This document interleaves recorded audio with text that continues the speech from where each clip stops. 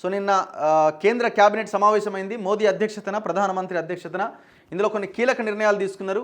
ముఖ్యంగా కేంద్ర ప్రభుత్వ ఉద్యోగులకి 2% డిఏను పెంచిరట. ఆ డిఏ పెన్షనర్లకు కూడా. కేంద్ర కేబినెట్ నిర్ణయం.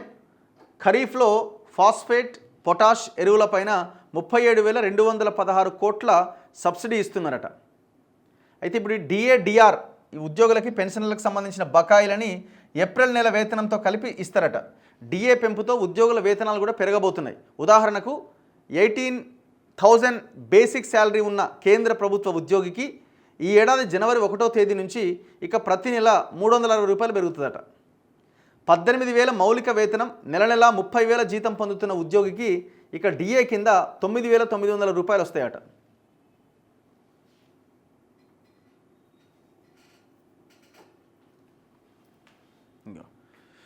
ప్రస్తుతం ఉద్యోగులు, పెన్షనర్ల మౌలిక వేతనంలో అండ్ పెన్షన్లో డిఏ, డిఆర్ 53% ఉన్నాయని, ఇప్పుడు అవి 55%కి పెరిగినట్టుగా చెప్పారు. 7వ వేతన సంఘం సిఫార్సుల ఆధారంగా ధరల పెరుగుదలను పరిగణలోకి తీసుకొని మంత్రివర్గం ఈ నిర్ణయం తీసుకుంది. ఈ ఏడాది జనవరి 1వ తేదీ నుంచి పెంపు అమల్లోకి వస్తుంది.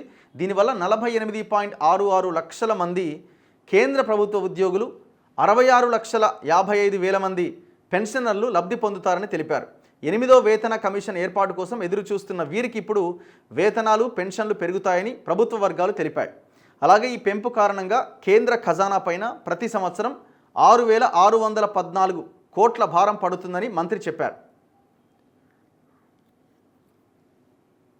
అండ్ దాంతోపాటు వ్యవసాయానికి సంబంధించి కొన్ని నిర్ణయాలు తీసుకున్నారు. ఫాస్ఫేట్ అండ్ పొటాషియం ఎరువులపైన 37,216 కోట్ల సబ్సిడీ ఇవ్వాలని కేబినెట్ నిర్ణయించింది. డిఏపి ఎరువుల ప్రస్తుత రిటైల్ ధరలు యథాతథంగానే ఉంటాయి, దాంట్లో ఏం చేంజెస్ లేవు. 22,919 కోట్లతో నాన్ సెమీకండక్టర్ ఎలక్ట్రానిక్స్ పరికరాలకు ఉత్పాదక ఆధారిత రాయితీ స్కీమ్ను మంత్రివర్గం ఆమోదించింది. ఇట్లా కొన్ని కీలక నిర్ణయాలు తీసుకున్నారు.